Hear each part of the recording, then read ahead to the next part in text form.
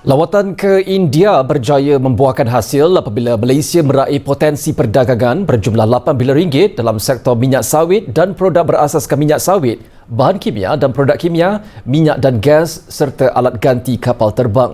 Perdana Menteri Datuk Seri Anwar Ibrahim berkata selain itu Malaysia juga berjaya mendapatkan komitmen pelaburan bernilai 4.5 bilion ringgit daripada pelbagai sektor serta syarikat di negara ini.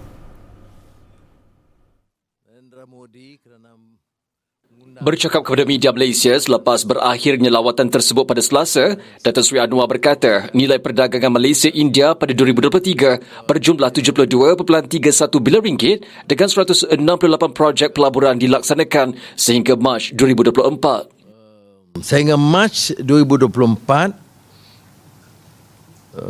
pelaburan melibatkan 168 projek 4.5 bilion ringgit dan memberikan peluang pekerjaan kepada lebih 16,000 orang. 8 bilion perdagangan, pelaburan 4.5 bilion.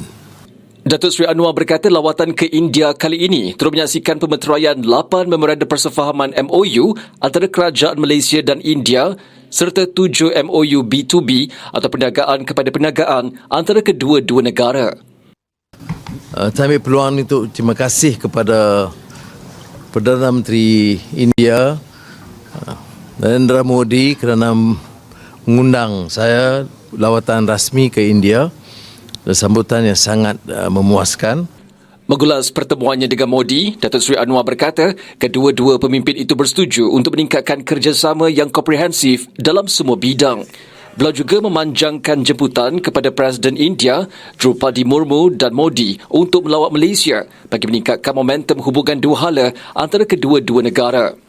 Ditanya mengenai hasrat Malaysia untuk menyertai perkumpulan BRICS, Datuk Seri Anwar berkata Modi bersetuju untuk menyokong keputusan negara menyertai kumpulan tersebut. Saya kemukakan keputusan Malaysia untuk bersama dalam BRICS.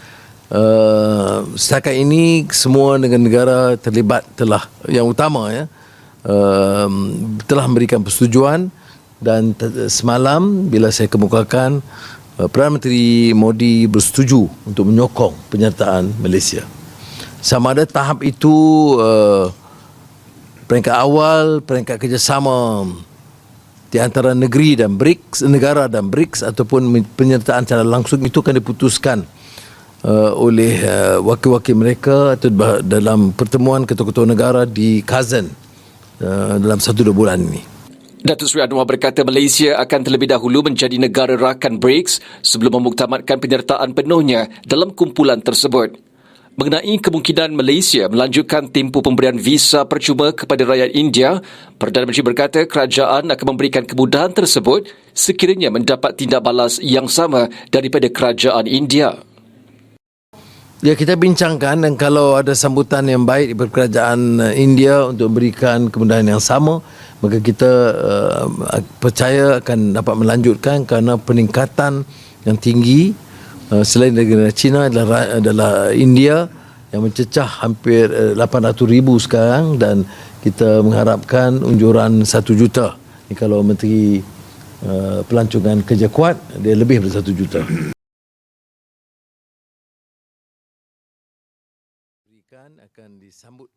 Dalam pada itu, Perdana Menteri berkata jumlah pelancong India ke Malaysia kini mencecah hampir 800,000 orang dan kerajaan berharap angka tersebut meningkat kepada 1 juta pelancong. Beliau telah memberikan secara spontan sambutan kerana 100 beasiswa untuk anak-anak kita belajar dalam pelbagai bidang termasuk sains forensik. Modi semasa sidang media bersama Datuk Seri Anwar mengumumkan tawaran beasiswa tersebut kepada pelajar Malaysia untuk mengikuti kursus yang ditawarkan di bawah inisiatif berkenaan. Terdahulu, Datuk Seri Anwar mengadakan mesyuarat meja bulat dengan 31 syarikat dan peneraju industri dari pelbagai sektor seperti farmaceutical, kimia, elektronik, pembuatan insulin, logistik dan farmaceutical. Acara terakhir Perdana Menteri sebelum berlepas pulang ke Kuala Lumpur adalah pertemuan dengan para pemimpin Islam di India, termasuk Maulana Said Ahmad Bukhari daripada Masjid Jama' dan Maulana Mahmud A. Madani daripada Jamiat Ulama Hind.